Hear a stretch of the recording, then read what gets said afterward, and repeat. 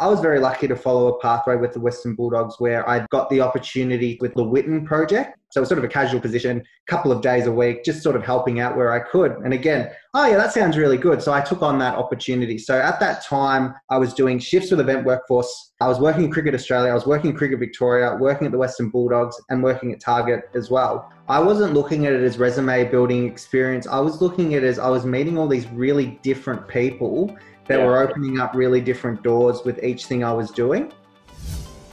Meet Ayden Shaw, Community Engagement Manager at Disability Sport and Rec, Victoria. It's hard not to like Ayden. His passion for life and willingness to embrace and create new opportunities for himself has seen him become a respected young leader in community engagement amongst his peers. I was fortunate enough to meet Ayden when he was starting off his career as a university student doing some work experience with Event Workforce Group here in Australia. And it's really amazing to see how far he's come in such a short period of time. In this podcast, Ayden and I talk about the importance of volunteering when it comes to personal and professional development and the willingness to embrace opportunities and the challenge that these may present, giving yourself permission to fail.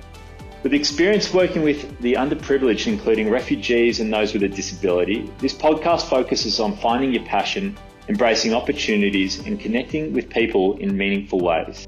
This podcast was recorded remotely, so we do apologise for the broken audio at times. Here's hoping these podcasts can be recorded in person sooner rather than later.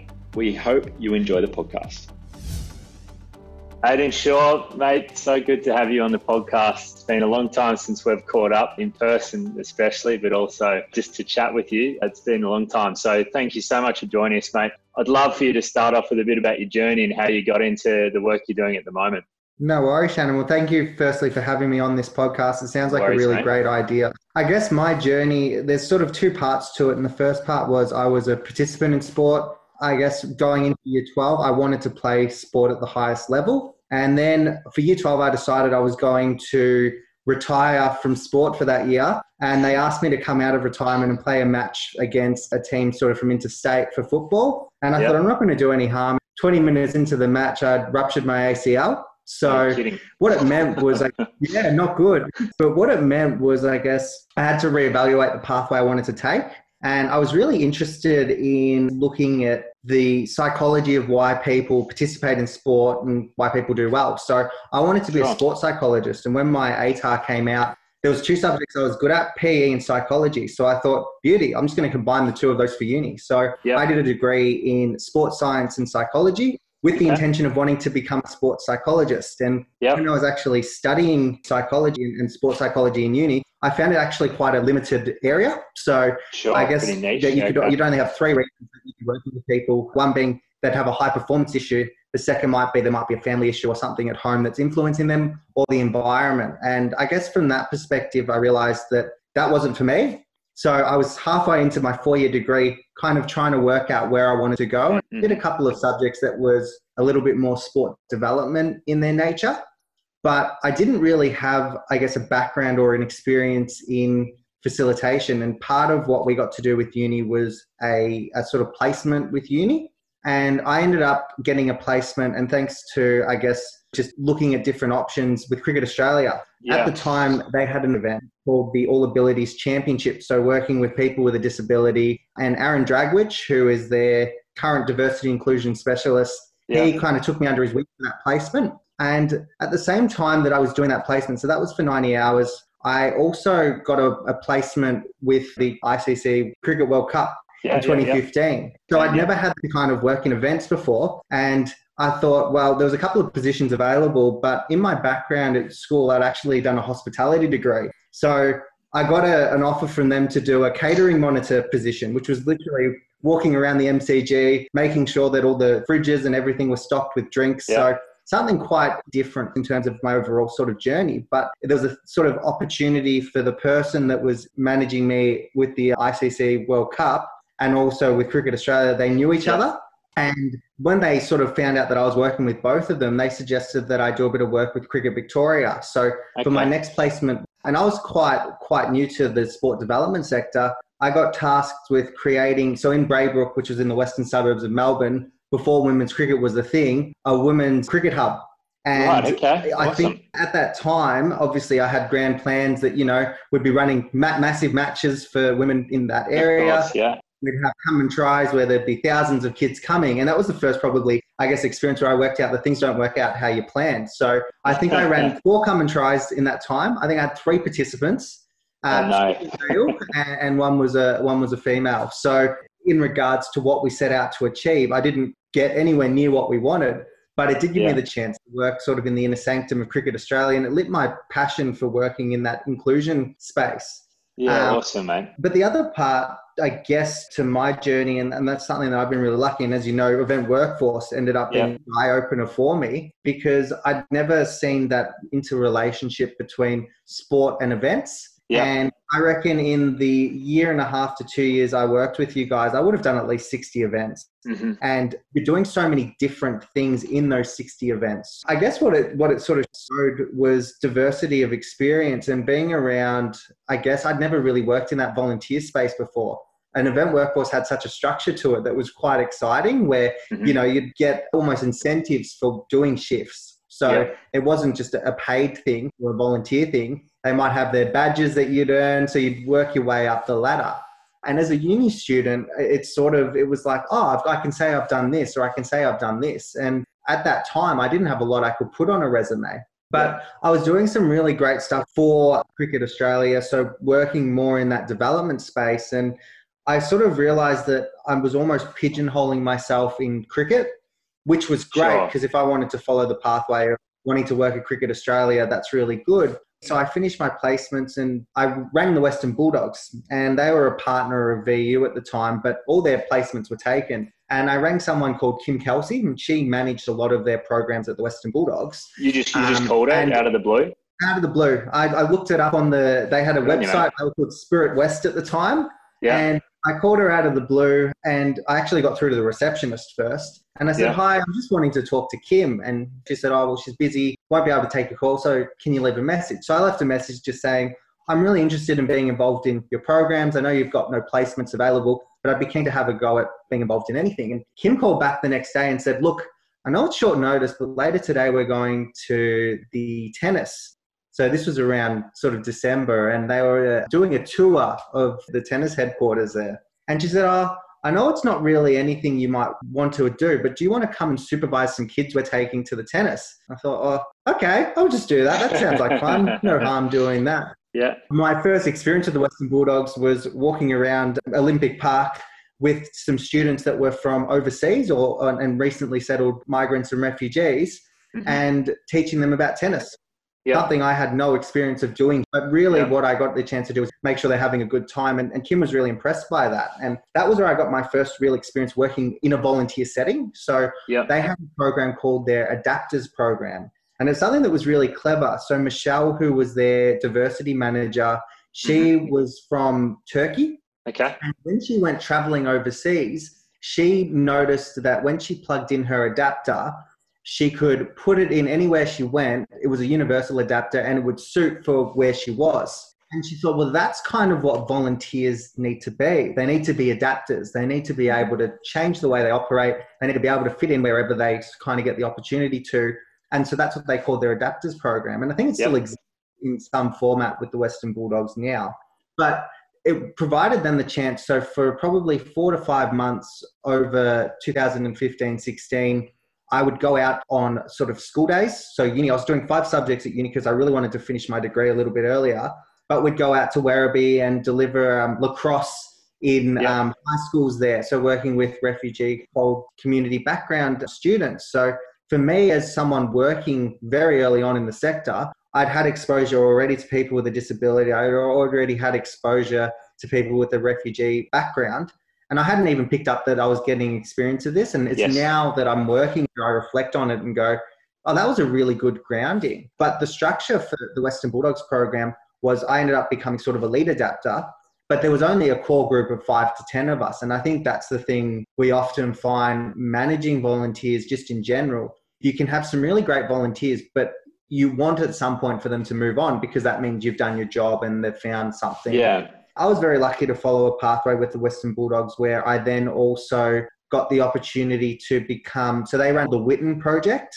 Yes, yeah, And I've seen it. back then it's a leadership programs. So it's sort of a casual position, a couple of days a week, just sort of helping out where I could. And again, oh yeah, that sounds really good. So I took on that opportunity. So at that time, I was doing shifts with Event Workforce. I was working in Cricket Australia. I was working in Cricket Victoria, working at the Western Bulldogs and working at Target as well. So at that time, was there a outcome you were hoping for from them, or were you not addicted to the wrong word, but you were enjoying the fact that you were just experiencing a whole bunch of different things and slowly realizing that one day this broad range of experience will get you to a place that you want it to be? Is that fair? that's fair. I'd say it was a combination of, I'm not someone that would often say no. So when something was presented, I wanted that chance, but I wasn't looking at it as resume building experience. I was looking at it as I was meeting all these really different people that were opening up really different doors with each thing I was doing. I think that even in my looking back as well, my mum, she's the people manager and community partnerships at Suzanne Sports Girl. And I remember when I was growing up, she'd always talk to me about the importance of, I guess, connecting with other people in a really genuine way. So not just doing it for the sake of it, but connecting with people and sort of listening to what they say. I, at that point, had no idea what career I wanted, just sort of almost day to day, like, oh, I've got this event coming up. Oh, that's really exciting. Oh, I've got to do this shift at Target. So I wasn't really thinking long term. And what it provided was when I finished my degree, I still hadn't thought about what I wanted to do, but all I wanted to do at that time was travel. So my wife and I, we'd made the decision sort of early in 2015 that when we finish our degree, we're going to go traveling overseas, do a somewhat substantial trip for 6 weeks, and then come back and then work out our careers. And so in the lead up to that, at the Witten project, about a week after I'd started doing that role, the actual manager at the time, he resigned. And for nearly 2 to 3 months, I ended up being a caretaker of this program I had absolutely no idea about. They didn't really get the chance to leave really strong handover notes. And it provided, I guess, an opportunity for me to take over and go through the process of almost managing a program full time. But I wasn't equipped to do it. And looking back now, like I wasn't a very good manager of that program because I was studying uni. So, I was very lucky that the Western Bulldogs entrusted that with me and everything. The program ran as it was meant to run, but I literally ran probably a bare bones version of what that program was meant to be. And there was one point where I guess the participants kind of thought that it was almost not tokenistic that I was in charge, but my age range to them was probably only 5 or 6 years. So it was very difficult to kind of convey yourself as the adult whilst you're in that position. How did you deal with that, being the young kid on the block, people perhaps not taking you too seriously? Well, like, was there something that you learned through that experience that maybe other young people listening could learn from? I think there's an element of faking till you make it. So although I didn't feel confident, I didn't want that to be portrayed. And I kind of really took the opportunity to learn what the participants were trying to achieve and just ensure that they got that experience. So the program, when I started, I thought the program was all about the students wanting to be involved with the Western Bulldogs. It wasn't at all about that. It was about employment. It was about connecting in with community partners and developing their skills. I could relate because my job was effectively as facilitator to introduce the session. So I didn't have to deliver a hands-on workshop as such. But when I was presenting what we were learning for that day, I kind of could then relate it back to my own experience. I built a very good trust with the participants quite quickly. And it's funny now because some of the participants that were in that program when I was sort of caretaker managing it, they're now involved in the program as it's being run now as mentors. So there's a path. Good to see. But through that process, I guess when you talk about as a student, you kind of think you know everything. And I, at that time, kind of had a bit of an idea that, I had things, I was pretty well put together. So that was a really interesting learning experience. And then the other thing that kind of changed my mindset to, I've got a lot more I've got to learn, was the interview process for the caretaker manager position. So for the actual manager position, I ended up interviewing as part of that. So as a student, you're like, I'm not going to get very far. And I got through to the interview stage and I just thought, job's mine, I'm already caretaking. Like, what else could they want from this experience? And when I actually went through that interview process, I felt really confident in the answers I said, but they kept saying, well, look, you're presenting really well, but you don't really have experience. And I'm like, but I've worked for a year and a half and done all these events. I've been involved in this program more directly. I've been involved with Cricket Australia. So I kind of couldn't understand what they meant by experience. And I think that at times now that's almost a default thing for interviewers. And I when I'm recruiting staff, we don't always look as tertiary experience as the main reasons for having a job. Yeah, so of course. that used to be something that was really keen, whereas now it's around, well, are you the right person? And what are your skills and capabilities as a person? But I didn't get that role. And I thought almost like I had a bit of a chip on my shoulder. It was oh, but I understand. I was the right person for that. I've done all this volunteering. I know how to run that program. Yeah. And now I look at where the program's at now, and it's progressed so much further than what it was than I would have been in the position to do back then, because of the way that someone could come in with that leadership experience and take it to the next level. But it really lit my fire for wanting to be involved in volunteering and wanting to also manage volunteers, I guess, to be in a position where I could influence someone to, similar to what I'd had the chance, have chances to really take, I guess, ownership of what I want to do. When I was overseas, I was talking to my wife and we kind of said, oh, well, sport development's your area. That's where you want to be. And I thought, yeah, that sounds good. So when I get back, I'll, work with Cricket Australia and keep working in that space. But I didn't have any concrete plans. And before I'd sort of, I guess, connected in with that, I set up LinkedIn. It would have been 2015. And I think it was an event workforce workshop that I was part of. And they said to... I think I remember that. Yeah, okay. Yeah. Like the de facto resume. And I got really into it. I'm like, this is good. I'll put all my experience here. I wasn't a good resume writer. I'm still not. I think that's a really hard thing. When you're asked to reflect on roles and impact you've had, it's very difficult to summarize in a couple of sentences. Mm-hmm. But I got a LinkedIn message when I got back from overseas, and it was Cancer Council. And it was one of those direct inbox things. I thought it was spam. So it said opportunity leading nonprofit Cancer Council. And I deleted it, thought nothing of it. The next day I got a phone call from Cancer Council. And it was a person named Adam, and he's ended up being my manager for 2 years. But he said, oh, I know you've never heard of me, you've never applied for a position, but we've got this event called Relay for Life, and we're looking for a community liaison.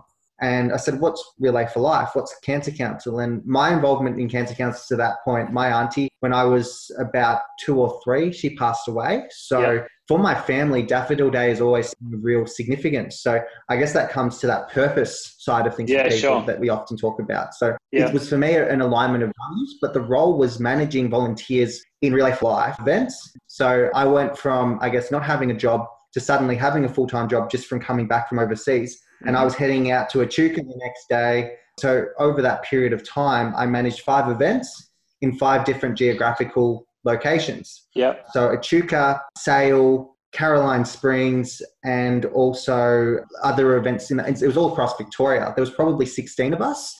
Ayden, was that a bit of a still fake it till you make it sort of situation for you in a way, do you think? When you're starting a role like that and you're the youngest in your team by about 7 or 8 years, it was definitely a case of faking till you make it. In that situation, and for other young people or people changing their career, what was your approach? Was it to put your hand up and say, I don't know what's going on here?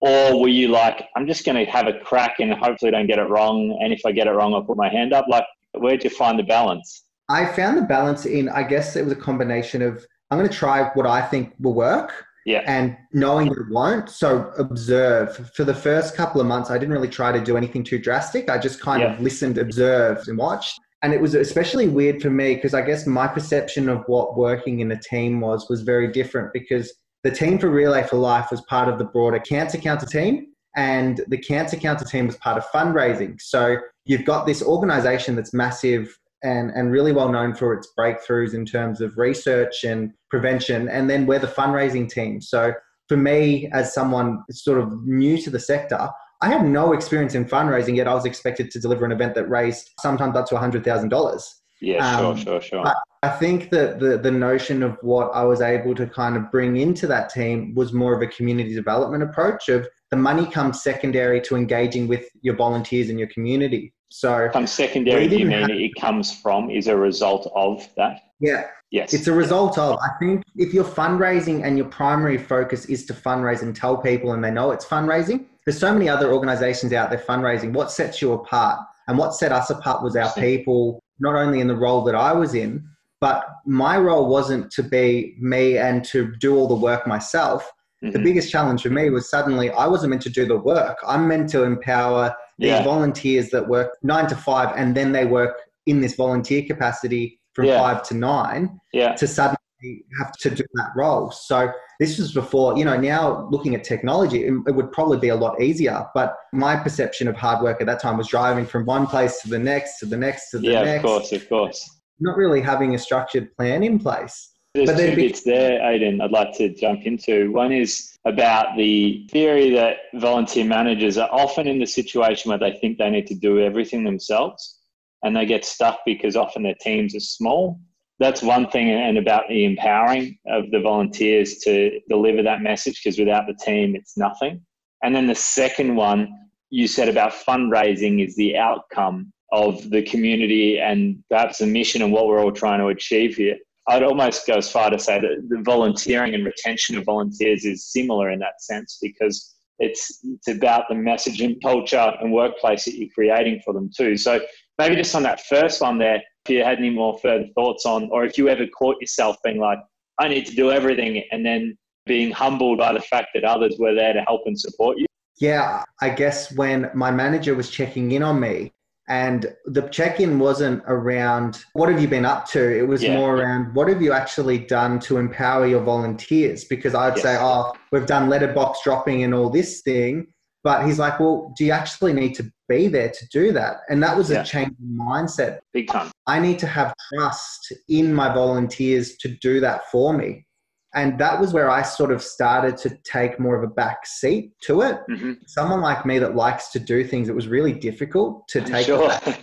You are a doer. Yeah. Yeah, but the results were pretty quick in regards to suddenly the volunteers felt empowered and trusted to really want to do that work themselves. Yeah. But the way that we were set up in Relay for Life that provided a bit of a challenge was just same to any volunteer. If a good volunteer leaves, you're back at step one. Had a very rigid structure to how Relay for Life was set up, where it was more around you'd have a chair and they'd have a co-chair, and then people would have different areas so that they would sort of focus on. When it came to event time, my role wasn't to, if something goes wrong, I'm not there to fix that thing that goes on. I'm there to make sure the overall event takes place. And I think that's something that volunteer managers need to always keep in mind, even when staff do bring up a challenge that might have happened or volunteers bring up the challenge. Your role is not in that moment to fix it. If you've got trust and faith in them to do that themselves, leave them to fix it, and you focus on that big picture and go back to what you need to do. And I remember even in event workforce shifts, there would be some times where there'd just be something like someone doesn't show up, and you're spending 20 minutes trying to reach who you've got there to make that shift still work as you need to. So it became more around just continue as you are and just hope that you've built the skills and capabilities in your volunteers to do better and be better. But then there was also an education piece, and we started to do it sort of about a year after I was there, where we started to look at things a little bit differently. And it was more around, all right, our aim is now to not just be and keep inducting the same volunteers in the same process. Let's look at our process and do it a little bit differently. So just before I started leaving, that was where I guess the organisation was sort of embracing innovation. And it's really good to see now that I guess even Cancer Council has been using Rostify for Daffodil Day, because they would have days where we would all as a team come together and volunteer. Mm-hmm. And you'd see it was all manual. It was really difficult to do. So to see, I guess, the technology of Rostify come in and really influence that meant that on those days that we were doing events, we weren't having to worry about scheduling people and what they're doing, because that was all taken care of, which allowed us to focus on what we need to do. Yeah, I think it's an important part for any organisation is that, like I said, there's so many things you can be doing. If the less manual, crappy tasks and spreadsheets and inboxes that you need to be sitting in and trawling through to free you up to do your job is the best thing possible. So I guess out of that experience there, it seems like you've learned a lot. One thing I want to touch on is something you just started bringing up there, was around the ability to take initiative or to be able to be reactionary when things pop up. And it's a big thing that we learned from event workforce days, and our best staff, much like your fine self, Ayden, were people that could take initiative and put their hand up and not fake it till you make it, but in a sense be able to try something. But what I've learned about initiative is that it's hard to take initiative if you've never experienced something similar before. And so I think your journey is a prime example of you've tried and tested everything. And in the weird and wonderful world that we're living in, these random things pop up, in particular working with volunteers and different things like you are. Being able to take that initiative is really important. But it's hard to take initiative if you've never seen that situation before. Would you say that's fair? I think that's the same adage as surrounding yourself with people that are like yourself or have the same values. Yep. I would completely agree with that. And I think that initiative when I was starting at Event Workforce was you'd look up to those that were not just competent and, the ones that could portray themselves as being good workers, but the ones that get work done. Yep. Because when you're representing an organization like Event Workforce. For a client, that means that you're not just representing Event Workforce, you're representing a client, you're representing Toyota. So it's beyond what you're doing. So the initiative was often, with a team leader in any role I have, if you've got someone that is a doer, but also someone that reflects on what they do and adapts to what they do, that was someone I'd look up to a lot more than someone that just works themselves to the bone and accepts orders. And you go and do this. I mean, of course, you would need people to do things, but someone that sits back and waits for others to take initiative compared to those that take initiative are the most valuable to any organisation. And sometimes it's the people that actually break out of that initiative and questions are the ones you respect the most. Yeah. So in the sector I'm in now, I mean, we're working with, I guess, the opportunity to make people or support people with a disability to be more active, but we're not a government agency. So how do we influence and make a difference? And often that comes to how we interact with people and who we interact with. And put away, our organization's existed for 60 years. Yep. Can you put away 60 years of politics to just look at what you're doing here and now?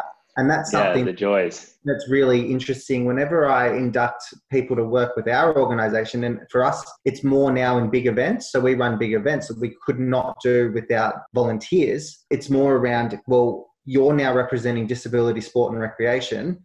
This is what it means to be someone from disability, sport and recreation. Yeah, I think it's difficult as well. An organization like Cancer Council, when you're working as part of this team, which is part of a team, how do you set accountabilities for volunteers? Because the volunteers at the end of the day, they're supporting you to make your job better or that event better by being there. And without them, you can't do what you need to do without them. Yep. And there's also that element of you want them to feel like any other employee. So how do you manage that? So that was something that I certainly grappled with. Even now, I still grapple with that as well. Yeah, of course. It makes sense. And if we just fast forward to now, like you've just started touching on your role with disability sport and rec. We spoke earlier and you mentioned that the organisation is now trying to be a little more hands-on and supportive of the organisations that you support in the sports. Because it's tough, isn't it? Like you said, people have got their set ways of operating. What's a couple of learnings that you've had in terms of coming from almost the mothership down to try and bring people along with the journey? Because it could go so wrong if you just say, this is the way you must do it. People won't listen to you. So what have you learned across your journey to help that communication? I think the best example of that was the sport of AFL wheelchair. So that stemmed initially from soldiers returning from overseas and just wanting to play AFL. So it was through the RSL and also the Australian Defence Force. And we, in 2017, got a call from our national body saying, hey, there's a state championships coming up and we need you to put a team in. So we were being asked to put a team in for this sport that we'd never heard of, that had no real structure. We just were told there was a competition. And we were talking to the AFL around, could we do a competition in this sport? And the competition was being built from, we had knowledge as a disability sport organisation in how to run wheelchair rugby. AFL didn't have knowledge in how to run a wheelchair sport. So in that instance of creating the sport of AFL wheelchair, we thought, the best way for it to operate in year one is for us to manage the sport in terms of operations of teams, operations of logistics, but AFL can manage the venues. And how we set that up, we were wanting to initially have a social competition and it progressed to, actually, there's no opportunity for people with a disability to represent an AFL club. Why don't we just pitch it to AFL clubs? We've never done that before, but let's just see what their interest was. And I remember we put together this proposal saying, this is going to be really great because you're giving people with an opportunity the chance to wear your jersey. You're going to get the chance to be part of the club. And that was pretty much the only parameters we had to do it. We presented to 5 AFL clubs and we sent out an almost partnership document and we said, we've only got 4 spots available. So we got responses back from St Kilda, Collingwood, Essendon and Hawthorn all saying, yeah, we're in. And we're like, what? Now we have to actually deliver this competition that we hadn't even thought of doing yet. But then Richmond, the day the deadline was due, were like, well, we want to be involved too. So suddenly we'd gone from this social competition to AFL clubs wanted us to be part of it. They wanted us to manage their teams for them, because no one would expect an AFL club at that time to manage a disability sport team. That wasn't in their DNA. Yep. So we worked with AFL Victoria and really sat down and went, well, where do we want the sport to go? And year one, that consisted of us managing things. And year two, we had to grapple with this philosophical thing of, it's not our time now. We need to take our hands off the management and give that to the clubs, because the clubs were willing and wanting to do it. Because in that year, we were able to, through this arrangement that we had with the clubs in AFL Vic, provide people with a disability the chance to not just follow the deliverables in the contract, which was attend one event which the club puts on. We had players attending their president's luncheons or their club functions. So suddenly it was beyond just, this is a sport participation opportunity. This is a vehicle for change. And then we were looking at year two, the clubs, we gave some of the funding that we got in that first year to suddenly supporting the clubs in employing people with a disability to run their teams. Awesome. So now there was actually representing the clubs. So I guess to your question of, how do you make that systemic change work, and how do we grapple with that as an organisation? Our involvement this year with the competition wasn't to manage teams. It wasn't to be involved in the fixturing or the scheduling. All we were there to do was to provide guidance on the governance of the sport. So suddenly we weren't as hands-on as we were. Mm-hmm. That was a philosophical, quite a thing we had to grapple as an organisation, because initially we were getting funded quite a lot of money to deliver it. So do we give up that funding knowing that it's going to be better spent going towards these other ways of doing it? And I think that's what I guess our approach now is. Except for wheelchair rugby, we've got a very strong relationship with Rugby Victoria, but we're still not in the position, and they're not in the position to be interested in, I guess, taking over the sport. So what we do is we work with them in partnership to build up their capacity. In 10 years' time, they might be in a position to want to take over wheelchair rugby, but until then, we've still got those reins. But everything else is all about, we're better off now spent investing the knowledge that we have in building the capacity of these sports and organisations to improve their offering for people with a disability. It's also a matter of, for some organisations, the knowledge that we have is secondary to the knowledge that they have, or they might already have resources to do it. So that's something else we're philosophically trying to work out at the moment. I think there's a consistent theme through this podcast for finding is the engagement side is going beyond what you can hold and touch and feel and control. It's about empowering others to be involved with that journey and to run things and to share your message so that others can be as involved as you are, if not more. We've got 3 questions that we ask every guest that comes on, mate. So just quickly, why did you get into your role and why are you still doing it?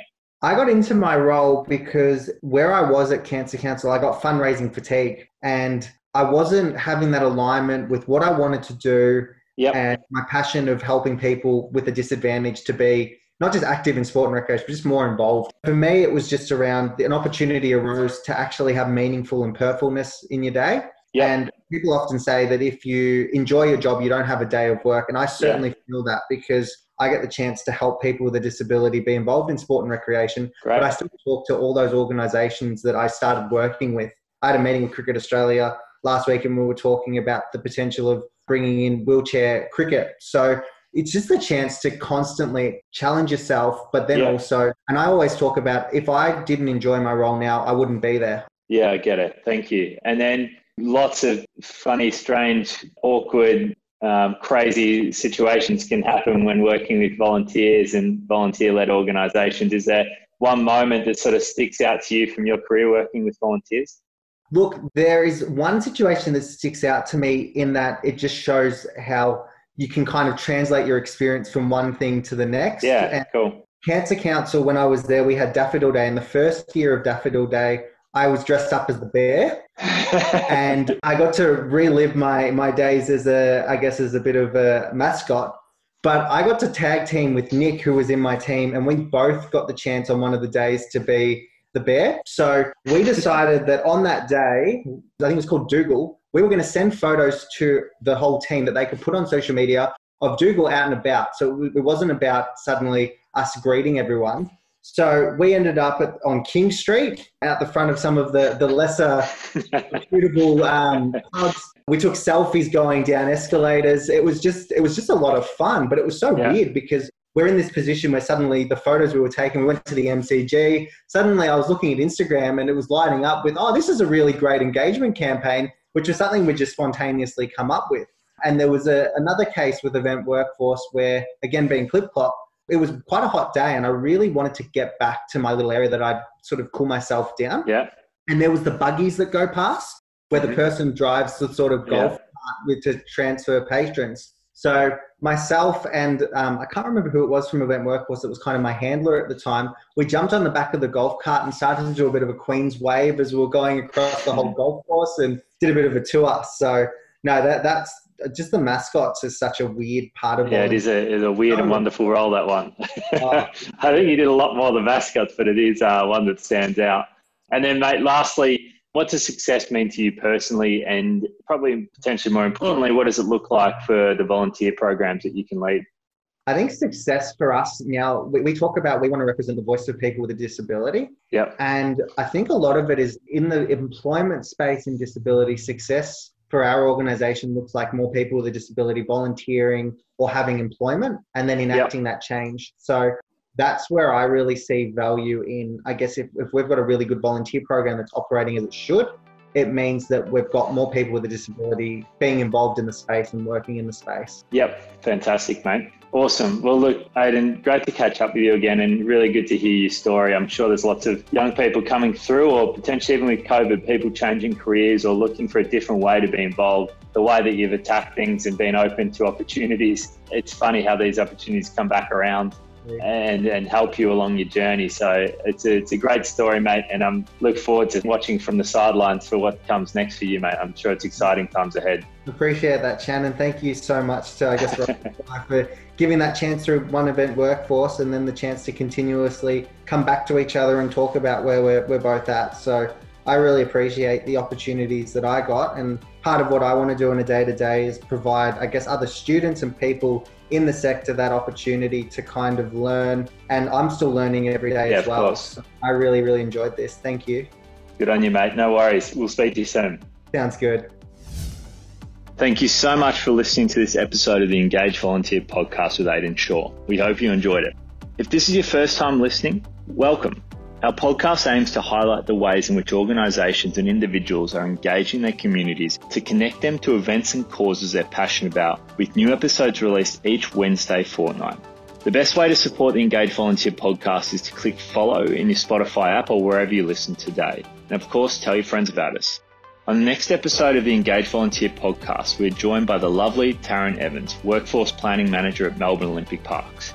With a passion for sport and entertainment, Taryn has worked alongside some of Melbourne's most treasured events, including the Melbourne Cup and the Australian Open, just to name a few.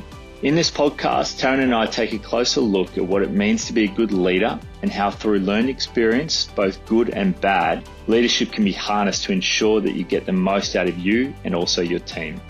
We look forward to catching you then.